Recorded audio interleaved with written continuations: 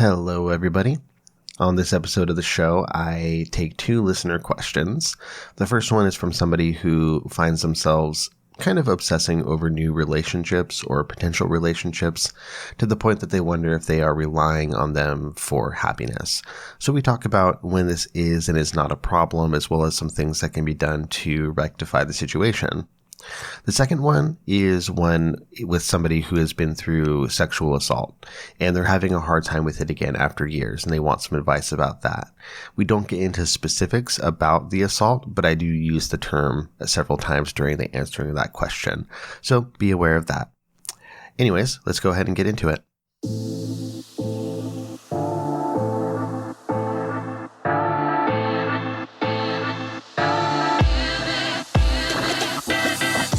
This is the Hardcore Self-Help Podcast. I'm your host, Dr. Robert Duff.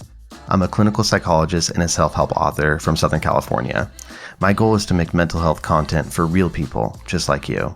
And in this show, I answer your questions or dive deep into topics related to life, psychology, mental health, relationships, and more.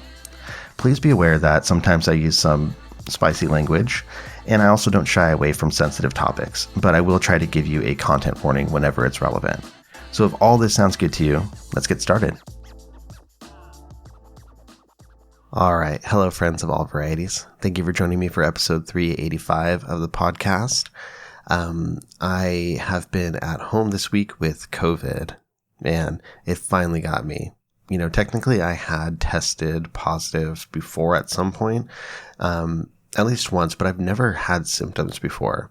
And so this is the first time in the whole, pandemic that I've ever had symptoms. And I've been doing okay. It hasn't been too bad. I've been getting weird stuff like this crink in my neck that hasn't gone away. That's been very painful. Today, actually, I didn't notice, but I think it's pretty much gone. And then burning sinuses and stuff like that. I haven't lost my sense of taste, which is great, or smell, which is amazing. Haven't had any upset stomach stuff, which some people have had for, different variants. But yeah, it's still out there, guys. And if you're vulnerable, please be careful about that. It's been pretty mild for me, just a little bit inconvenient. But yeah, that's what I've been doing. I also wanted to update you guys about something in the AI world. I know I share tips and tidbits with you guys from time to time. And Google has put out a new tool. It's called Notebook LM. I think that's what it's called. Let me double check. Notebook LM. You just go to notebooklm.google.com. And essentially it's very similar to something like ChatGPT, right? So a large language model. But what it is it's more based on specific inputs that you give it.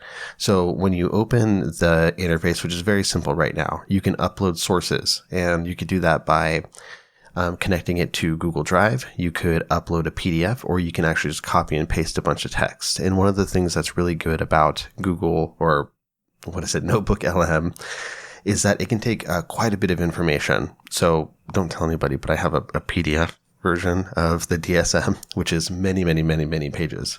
And I tried it out by slapping that entire thing in there as a PDF, and it could take all of that information. Now, the amazing thing with that is you upload some sources, and then you can use the chatbot to talk to the model about those sources, right? So I can say, hey, can you refresh me really quick on the diagnostic criteria for persistent depressive disorder? And it will go in there and find that for me. Or I can have it do more higher reasoning things like, what would be the best way for me to tell the difference between borderline personality disorder and bipolar disorder? And it will pull from that. The cool thing is it has, if it pulls information from your sources, it has citations or references, and you can click on them and see those references in context. It's been really cool. So I've also done some things like, for instance, for the podcast, I've uploaded some documents that teach it what to do with my notes and stuff. So I've kind of put a document in there showing it how to write show notes. And so when I put in all of the information from this episode, when I put all the notes that I have in there, it'll convert that into a show note format with links and stuff like that. So it's new. It's still in development, but the possibilities are really, really exciting for this. So if you are a writer, or if you are a student. There's a lot of use cases. If you go on YouTube, you can find some cool people, doing different use cases for it. But I think it's something that we should all be trying out. So with that said, why don't we go ahead and get into the questions here, all right? Here is the first one. Hi, Dr. Duff. Big fan. Thank you for taking the time to discuss such important topics on your podcast. I've recently started talking to someone, and I feel like I'm constantly thinking about them, waiting on a response, feeling anxious about whether they like me or not. Maybe you could discuss how to navigate these situations and be content with whatever outcome. I hate feeling like I'm relying on someone for my happiness. Well, first off, thank you for listening, and you're very welcome for the show. It's my pleasure. This is such a good question, and I'm sure many people out there can relate to this feeling. There are various names for it. You could call it a crush. You could call it infatuation. In kind of non-monogamous circles, we tend to call it new relationship energy, or NRE. But basically, it's the feeling that your world is becoming super focused on this new person in your life. And you find yourself thinking about them at seemingly every moment, waiting with bated breath for responses, probably playing out a lot of potential scenarios in your head about what might happen. And one thing here in this question that's very good is you're showing a lot of self-awareness. It sounds like you get it. You know how you can be, this tendency. And it seems like you can see the types of behaviors that you might look back on and sort of shake your head in the future, which is really good. A couple of things to say here. First off, there are different versions of what this can look like. There's one version that's relatively innocuous, and it doesn't actually get in the way of your life or your happiness.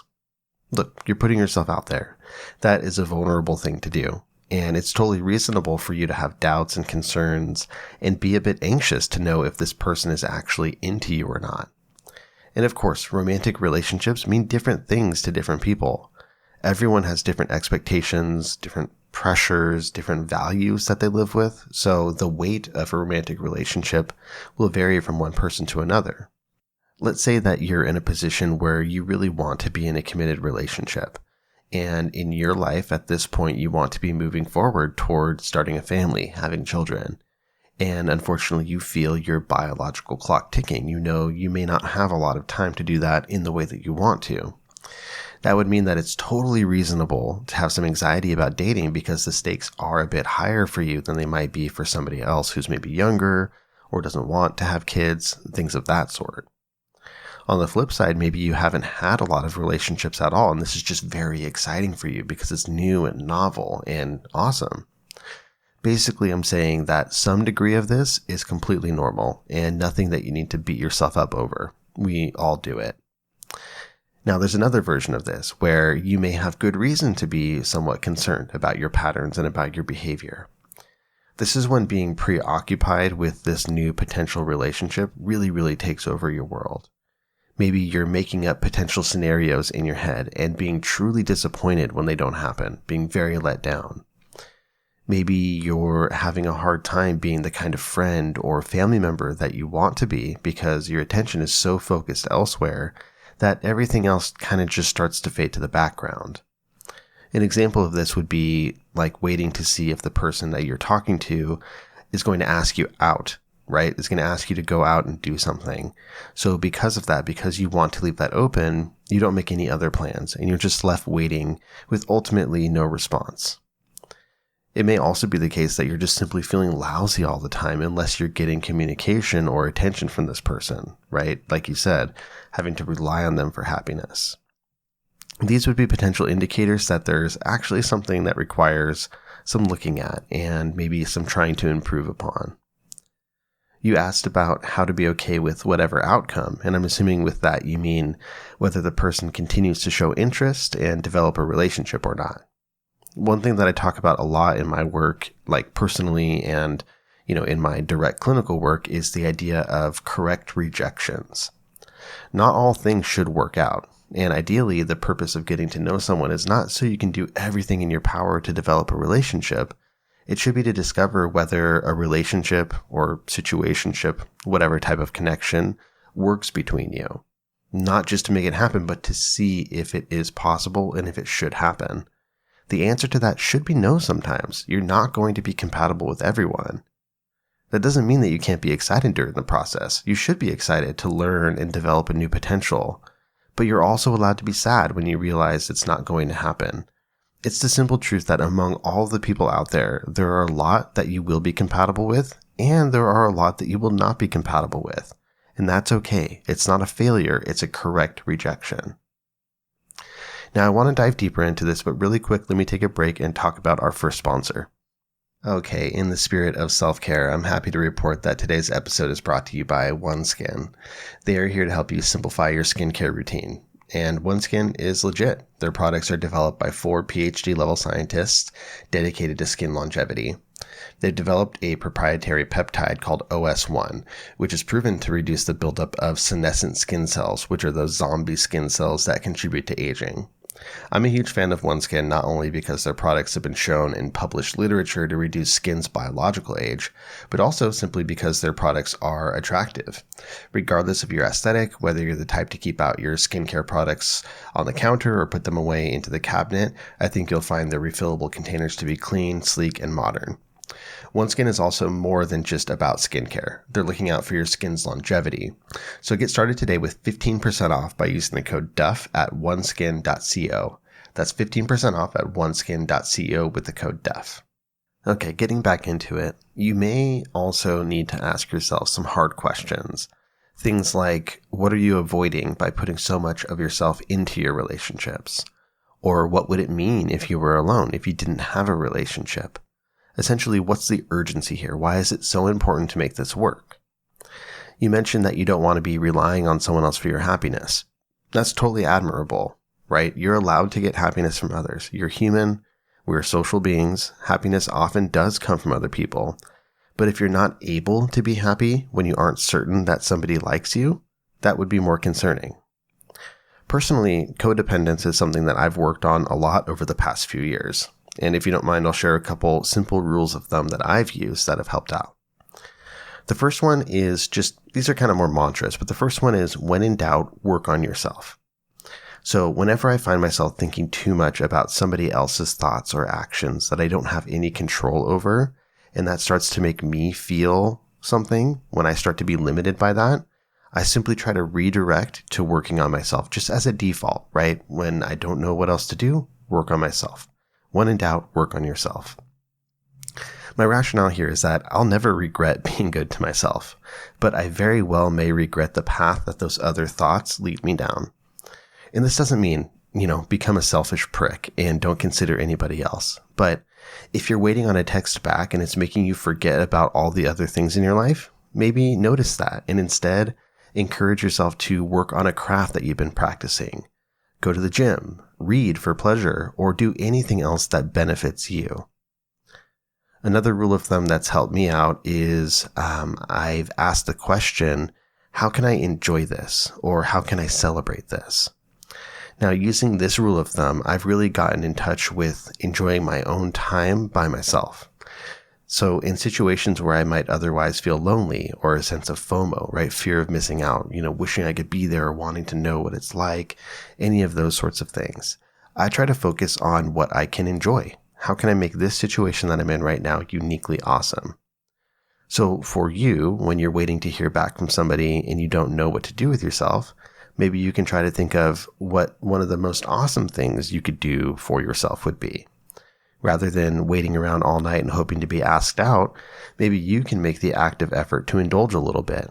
Of course, you can, let somebody know that you're around if you do want to leave that door open, but take yourself out, get your absolute favorite food, do something that you love. It may sound silly, but I've found that actually learning to enjoy the moments that I would typically struggle with has been really profound in my case. Funny enough, for this answer, I actually talked with my girlfriend a little bit because she's had a lot more dating experience than I have. And she's talked to me about having to break that habit of what she called holding herself hostage in this way, right? Not letting other life proceed because so much focus is put on a new relationship or a new potential relationship. A couple of things that were helpful for her were just trying to put as much effort as possible and as much care as possible into fostering non-romantic relationships, and just to literally tell herself out loud that she needed to decentralize the role of romantic relationships in her life, right? So literally looking in the mirror or saying it out loud and just being like, okay, you need to step back. You need to stop putting romantic relationships as a center point in your life, right? I'm sure you can tell all of these tips and tricks are fairly personal, but I think for you, you may need to get some perspective on what this tendency actually means in your life, whether that's through talking to other people, self-reflection, all the normal tools, but try to get some perspective on what it actually means in your life. Are you hurting yourself with this? Are you neglecting other parts of your life? Are you using this focus on the relationship as a platform to avoid anything? And based on the answer to those questions, you can then generate a plan to nudge yourself in the other direction. Maybe you can come up with your own rules or mantras that you stick to, like the ones that I gave you here. But overall, I hope that these thoughts are helpful to you. Go easy on yourself, but also make sure that you're treating yourself the way that you deserve. You're going to be okay. And before we get into the second question, another quick break to talk about our other sponsor. Okay, this episode is brought to you by Air Doctor. Did you know that us Americans spend an average of 90% of our time indoors? It's quite a bit. And recently the weather hasn't been awesome, so a lot of us are really feeling that indoor time. Unfortunately, indoor air is not always clean. According to the EPA, it can actually be 2 to 5 times more polluted than outdoor air. Some estimates are higher than that as well. Given the fact that we breathe almost 3,000 gallons of air per day, that's quite a bit of potential allergens, irritants, dust mites, mold, all of that good stuff. Air Doctor has a great solution. They've developed an air purifier that can remove nearly 100% of particles as small as 0.003 microns in size. To put that into perspective, the average pollen size is about 25 microns. It's also powerful enough to circulate the air in an over 600 square foot room 4 times per hour, so it works very quickly, and the sound is very pleasant, not too loud. Our Air Doctor here has been vital in our home, so if you're looking for a similar solution, I hope that you give them a shot. Air Doctor comes with a no questions asked 30-day money-back guarantee, so head over to airdoctorpro.com and use the promo code DEF. Depending on the model, you can get up to 40% off. So go to Air Doctor Pro, AIRDOCTORPRO, airdoctorpro.com, use the promo code DEF for up to 40% off. All right, so on to question 2. It reads, "Hi, Def the Psych. I absolutely love your podcast. The information is always so thoughtful and well presented. With that in mind, I have a question for a future episode of your podcast. My question is, how do I start to navigate and get past the horrible self-doubt I've suffered with since I reported being sexually assaulted 8 years ago at age 15? I want to move on with my life without feeling like I'm unworthy or capable of my life goals. I've had therapy in the past, which has been helpful, so would that maybe help again? I'm embarrassed about needing it again as I've bounced in and out over the last 8 years." Okay, well, thank you for the compliments on the show, and thank you very much for your question. This is a big question, and I want to say up front that I won't be able to answer all of it for you in this format because this is a big deal. But I'm so proud of you for asking, and I want to give a shot at giving you some helpful thoughts. But I'm very proud of you because you mentioned you're embarrassed about potentially needing to get help after working on it so much in the past. So thanks for trusting me with it. I also want to say I'm so sorry about what happened to you. None of this is your fault, and you're not doing anything wrong by continuing to struggle with this. You were sexually assaulted during a very formative time in your life. At 15 years old, you're really starting to develop a sense of self and understand who you are in relation to the rest of the world. And this is likely impacting how you feel about yourself and your body, how you feel about trusting other people. At the time, it probably rocked your sense of self-esteem that is always hard won at that age. So yeah, it's not unusual for assault and abuse around that age to cause the issues that we're talking about here, but also other problems. For example, maybe you pulled away from your friends and family. Maybe your grades suffered. Whatever it might be, any life changes would all be reasonable things given what you're dealing with, and the impact of those changes may have eroded your self-confidence and self-worth even further, right? If you're starting to drop out of school or have trouble socially, then that's going to make things compound and get worse from there. There's no perfect way to navigate healing from sexual assault. You didn't cause it to happen, and it's unfair that now you are the one shouldered with the impact of this thing that should have never occurred. So please go easy on yourself.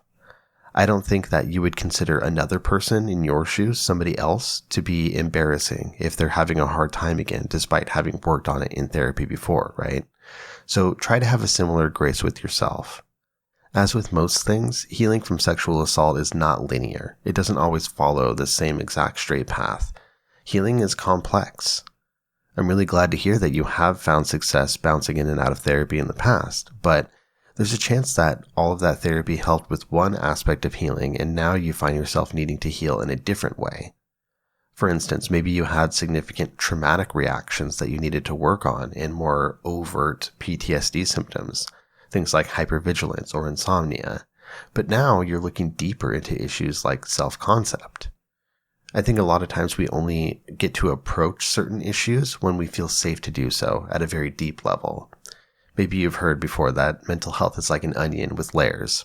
As you heal, you may find that different sorts of pain emerge because your psyche, your mind, your emotions are actually able to begin sorting through them, and essentially you're safe enough to open that next box. As a different example, sometimes people get help for anxiety, and the first step is for them to just develop some coping skills, things that help them manage more day to day. Maybe they start with breath work. Maybe they learn more about their body's relationship to anxiety, which helps them function way better, and it's very effective. And after all that progress, they may find that deeper issues actually start to bubble up. Maybe they're remembering formative moments from their childhood in which they learned that the world is not a safe place, right? You're not just going to breathe away that deep sort of fear. So instead, they continue the work and they embark on this journey of healing that accesses those deeper layers. If this is similar to your situation, you should be really proud of yourself rather than embarrassed. The only reason that you have work to do is because you're not denying your experience. You're being brave and you're being honest with yourself.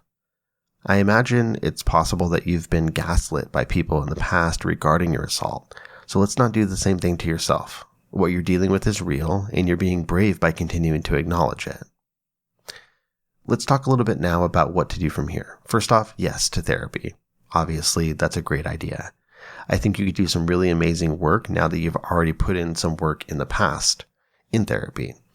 What you'll want to do is try to find a provider that specializes in working with people that have had experience with sexual trauma.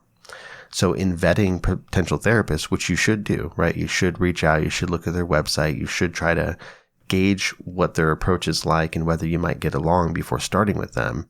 I would be upfront with them about how you've done therapy before, and maybe you've worked on these things, but now you're looking to work on maybe some of the deeper stuff, and just be straightforward with them so that you can make sure you have a good match there. I also think that simply you giving yourself permission to get more help in this circumstance will help to jumpstart your own process of being kinder to yourself. Outside of therapy, there are also some things you can do to bolster your sense of self.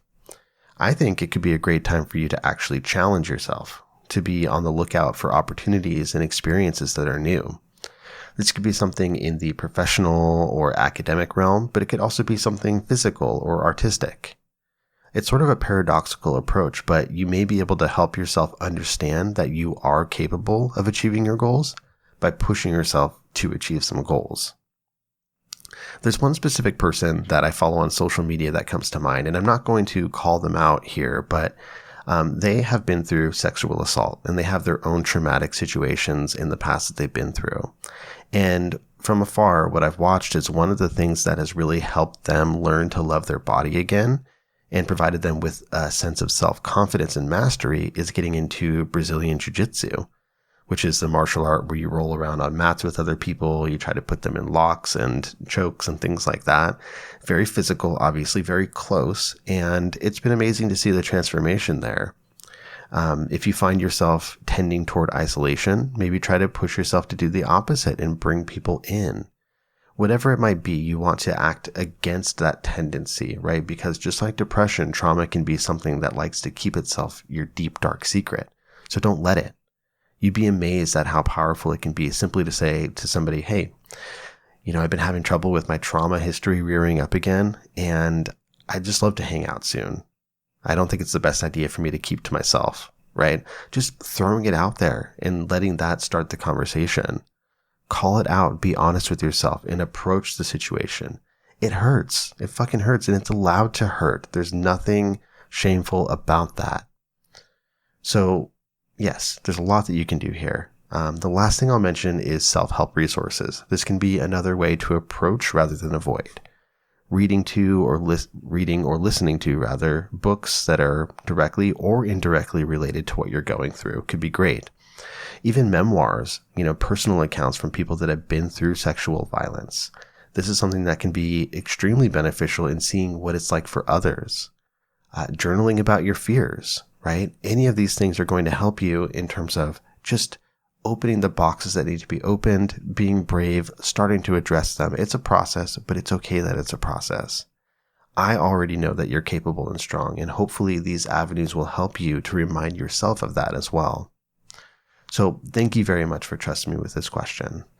And that brings us to the end of the show. I appreciate you all. If you'd like to find the show notes for this episode, go to dovethepsych.com/episode 385. Thank you so much for joining me in this episode. If you would like to send a question or a topic for a future episode, please email me at dovethepsych@gmail.com.